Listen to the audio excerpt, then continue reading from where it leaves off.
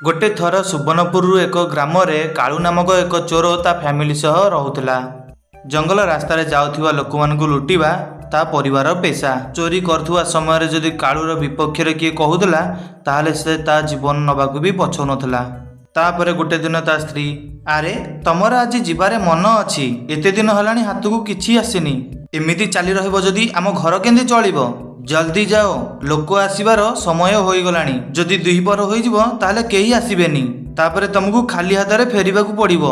अरे जाउची, एबे तो 3 दिन ही हेइछि ना, आउ चोरी रु तमर मतलब कौन अछि? हैं आमको तरतर होई किछि करिबा कथा नुह।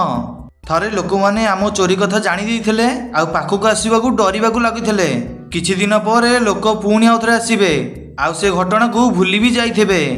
ए सबु भाबे चिंती चोरी करिबाकु पड़िबो। हाँ मु तुमको केते थर कहिछि कि मोर हीरार हार आनिबो बोली, हेले तमे मो पे एते पसंद भी आनि पैलनी। एथर जेमिति हेले आनिबो। अरे मु कोन एटा बनौछि कि? अरे मते एमिति लोक मिलिबा दरकार जे हीरार हार पिन्थबो। ठीक अछि मु जाउछि एबे। तापरे कालू चोरी करे पे से दिन घरु बाहरी जाउछि। से रास्तार गोटे गछ कर सेटरे लुचि जाउछि। मो कथा ध्यान दे शुणु राम मौसा, एही ग्राम रे बहुत सारा चोरी एबे हबाकू लागिछि, तो तमे टिके सावधान रे जाउथिबो, कारण तम पाखरे बहुत सारा पैसा भी अछि। ठीक अछि मते एबे कुह नाही, मु ए रास्ता रे बहुत थर जिबा आसिया भी कलिनी। ठीक अछि मु एबे जाउछि, तमे ध्यान रखिबो। अरे राम मौसा मो कथा टिके शुणी नियो, एबे ही किछि दिन पूर्वरु सुवर्णपुर ग्राम रास्ता रे चोरीटे होई जाइतिला, तमे टिके सावधान रे जीवो। राम सेठारु चली जाउछि। कालू जो समय अपेक्षा करिथिला राम को देखी ताकू रास्ता रे रखी दउछि। एई तो पाखरे जदि किछि जामिकिया जिनस की पैसा अछि मते देई दे, नहले तो जीवन तते हरेबाकू पड़िबो। अरे नाई मते छाड़ी दियो, मो पाखरे बेसी किछि पैसा नाही। तमे कुह मो भली गरीब पाखरे कोन बा पैसा रहइबो? आउ ए बैग रे कोन अछि मते दियो, मु ए बैग देखिबाकू चाहूछि। ए बैग रे किछि नाही भाई, बास खाली रास्ता रे खाइबा पई खाइया नेकी जाउछि, आउ मो पाखरे किछि भी नाही। मिछ कहबा बंद कर, मु से बैग कथा कहूछि जो बैग रे तमे पैसा लुचेकी रखिछ। मते से बैग दरकार, तमर खाइबा मोर दरकार नहीं, मते पैसा दरकार जहा तू लुचेकी रखिछु तो पाखरे। मु कहली ना भाई मो पाखरे किछि भी नहीं, मते जिबाकू दियो।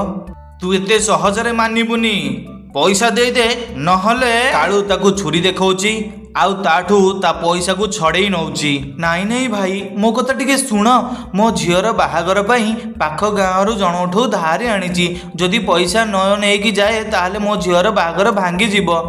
पैसा दे दियो ना भाई, मिछ कोन पे कहूछु? तू तो झियर बाहागर कथा कहले मु कोन तते पैसा देई देबी? मो सह ए सब किछि चलिबोनी, चुपचाप एठो जाउछि ना छुरी की कहबी ता काम करिबाकू। मो कथा सुन भाई, ए पैसा मते फेरई दियो, नहले मो परिवार रास्ता को चली आसीबो। मते लागुची तू भलरे मानिबुनी बोधे। मु बुझी पाइली, तते एबे छुरी रे ही बुझेयाकू पड़िबो। कालू राम को छुरी रे डरौची, आउ राम सेठरू डरी चली जाउची। तापरे कालू ता घर को चली जाउची। पुओ कालू, आजी तमे जंगल को जाइथिलो, लागुची आजी तुमको बहुत सारा पैसा मिलिची। हाँ बापा, आज दिनटा बहुत शुभ अछि। आज एमिति गोटे लोकटे देखाला जहाँकि ता झीर बाहागर थिला, ता पैसा आनिलेरी। अरे तमे लोक को कौन पाई हैरान करूच? कोउ गरीब लोकर झीर बाहागर पैसा चोरी करी आनिल? ये तो कालू पुओ बहुत खराब कथा। जेतेबेले तमे ए शिक्षा देथलो एहा कोन सेतेबेले भूल थिला? जेतेबेले तमे चोरी करथलो सेतेबेले तमको निजको दोषी बोली मने करनथलो? आसी गले एठी मते शिखेइबाकू। जाओ जाओ, मते जहा कहिबार थिला मु कहिदेली, एबे तो मन इच्छा तू चले। कालू ता बापा सहित कथा होई सारिकी से घर भीतर को चली जाउची। सुन सबिता, ये देख बहुत सारा पैसा आज मिलिची, गोटे सप्ताह पर्यंत जीवा पई केबे भी कहिबनी। से सब ठीक अछि, हेले तम बापा बाहर कोन कहथले? पैसा मागुथले ना? अरे नाई, से कहूतले चोरी करिबा छाड़ी दे बोली, तांको भावना रे एहा सबु पाप बोली। से तो निजे एबे एबे चोरी करिबा छाड़ीसंती। एबे से बुढ़ा होई गलेनी, से कारण सकाशे से एबे चोरी करि पारु नाहंती। तमे तांको कथा को ध्यान दियोनी। କାଳୁ ତା ସ୍ତ୍ରୀ ସହ ସେ ସପ୍ତାହ ବହୁତ ଖୁସିରେ କାଟୁଛି।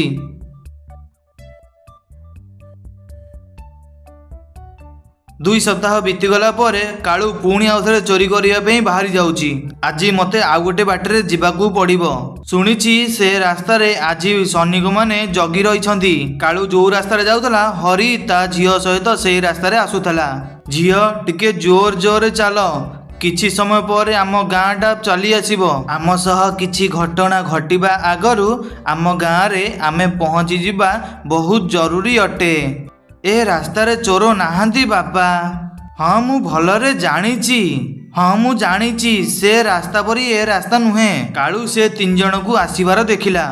ଲାଗୁଛି ଏମାନଙ୍କର ଏବେ ଏବେ ବାହାଘର ହୋଇଛି। ଯଦି ମୁଁ ଏମାନଙ୍କୁ ଲୁଟି ନେବି ତାହେଲେ ମୁଁ 10 ଦିନ ପର୍ଯ୍ୟନ୍ତ ଆରାମରେ ବସିକି ହିଁ ଖାଇବି।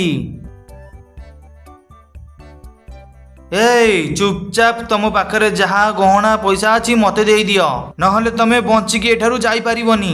ଦେଖ ଭାଇ, ତମେ ଆମଠୁ କିଛି ପଇସା ନେଇଯାଅ, ହେଲେ ଆମେ କାହାକୁ କହିବୁ ନାହିଁ। ପଇସା ନେଇଯାଅ, ଆମକୁ ଏଠୁ ଯିବାକୁ ଦିଅ। ମୁଁ ତମକୁ ନିବୁଦ୍ଧିଆ ଦେଖାଉଛି କି? ତମକୁ ଲାଗୁଛି ମୁଁ ଛୋଟ ଚୋର ହୋଇଥିବି ବୋଲିକା? ମତେ ପଇସା ସହ ତମ ଗହଣା ବି ଦରକାର, ନହେଲେ ତମେ ଭଲରେ ଜାଣିଛ ଏ ରାସ୍ତାରେ କେତେ ଜଣଙ୍କ ଜୀବନ ଯାଇଛି ବୋଲି।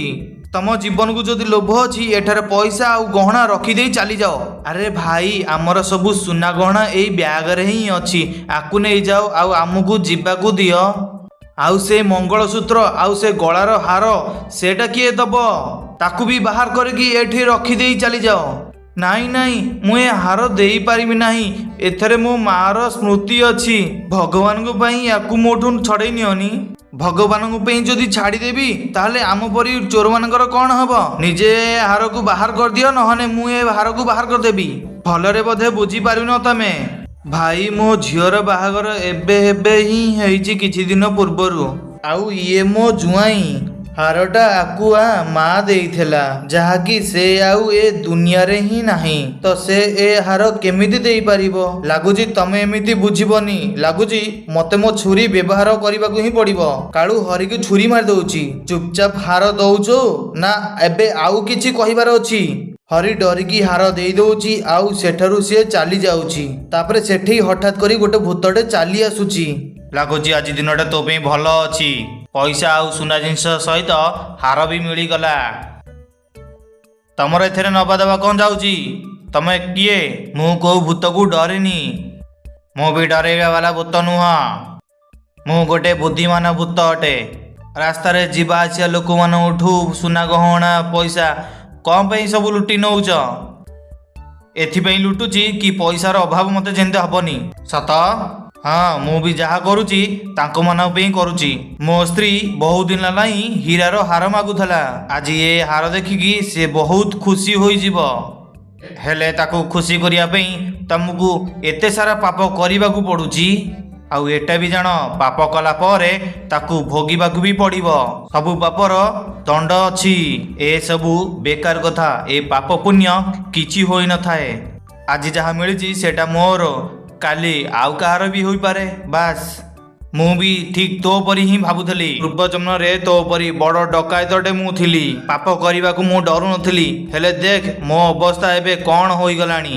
ଏ ଅବସ୍ଥାରୁ ମୋତେ 1000 ବର୍ଷ ପର୍ଯ୍ୟନ୍ତ ମୁକ୍ତି ପାଇପାରିବିନି। ତୁ ବି ଏ ପାପ କରିବାକୁ ବନ୍ଦ କରିଦେ। ମୁଁ ୟାକୁ ଅନୁଭବ କରିଛି, ସେଥିପାଇଁ ତତେ କହୁଛି। ଇଏ ମୋର ହାରିବାର ପ୍ରମାଣ। ତୁ ଏବେ ସୁଧୁରି ଯା।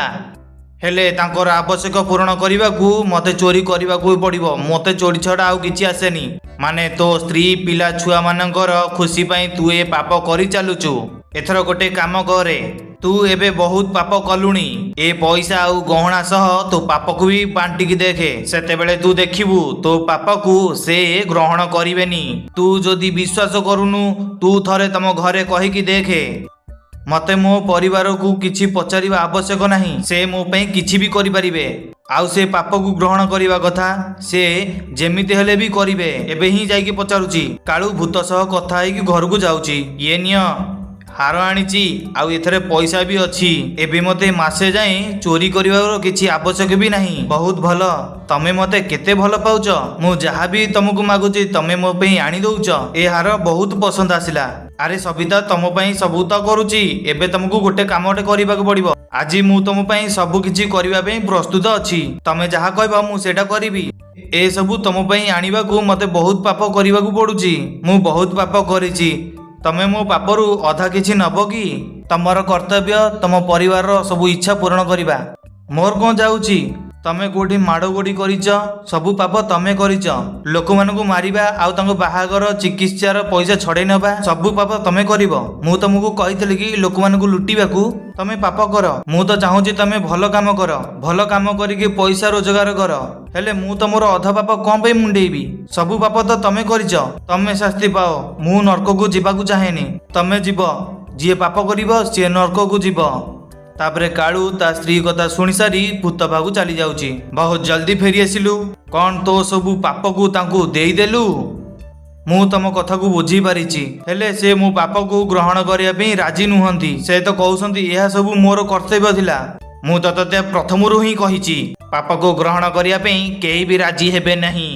ହେଲେ ମୁଁ ତ ଏ ପାପରୁ କେବେ ବି ମୁକ୍ତି ପାଇପାରିବିନି। ଏବେ ତମେ ହିଁ କିଛି ବାଟ କର। ତତେ ଏ ସବୁ କାମ ଛାଡ଼ିବାକୁ ପଡ଼ିବ। ତୋ ପାଖରେ ଯାହା ଅଛି ସେଇଥିରେ ସବୁବେଳେ ଭଲ କାମ କରିବାକୁ ଚେଷ୍ଟା କରେ। ଧୀରେ ଧୀରେ ତୋ ପାପ କମିଯିବ। ଠିକ୍ ଅଛି, ମୁଁ ଆଖି ଖୋଲିବା ପାଇଁ ତମକୁ ବହୁତ ବହୁତ ଧନ୍ୟବାଦ।